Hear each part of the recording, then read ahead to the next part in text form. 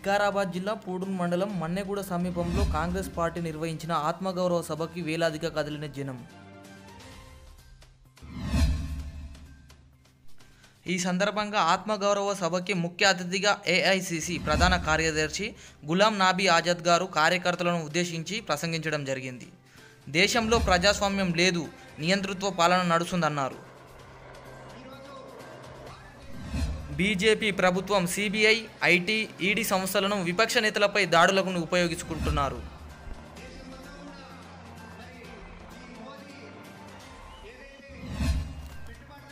మైనారిటీలకు 12% రిజర్వేషన్లు సాధ్యం కాదని తెలిసి కూడా ఓట్ల కోసం కేసీఆర్ హామీలు ఇచ్చి మైనారిటీలను మోసం చేస్తున్నాడు అని అన్నారు.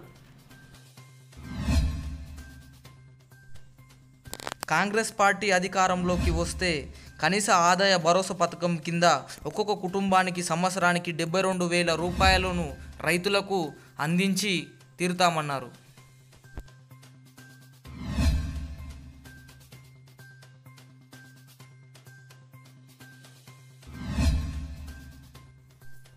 ఆత్మగౌరవ సభలో భాగంగా ముఖ్య అతిథిగా విజయశాంతి గారు మాట్లాడడం జరిగింది.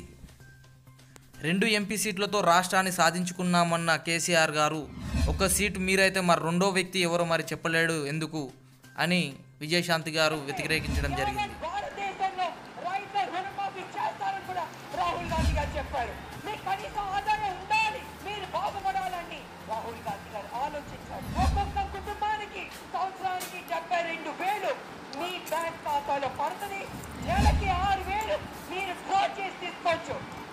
మోడీ గారికి ఇలాంటి ఆలోచన ఎప్పుడైనా ఉంటుందా? రాలే.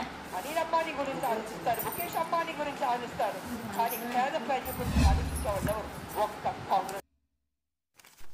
ఆత్మగౌరవ సభలో కళాకారులు ఆటపాటలతో కొండా విశ్వేశ్వరన్న ఎత్తిన జెండా మన కాంగ్రెస్ జెండా అంటూ సభా ప్రాంగణం దద్దరిల్లిపోయింది.